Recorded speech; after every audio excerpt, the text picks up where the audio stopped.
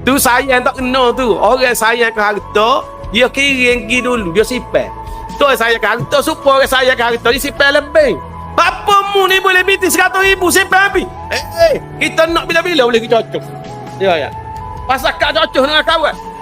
Kena ingat, bila kita derma, bila kita sedekah, arti kita pergi simpan sana, bila mati, kita boleh guna.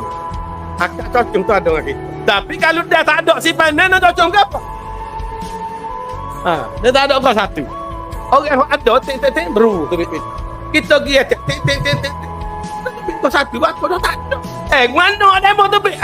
Dia tu kata, kawan simpan ramon. Demo mari cocok retak ni, mari tekan nombor retak, demo simpan ke? Kawan tak simpan, kamu ingat aku ada. Tak ada. Kalau tak ada dunia, tak ada akhirat. Tak ada. Tu, siapa tahu tu.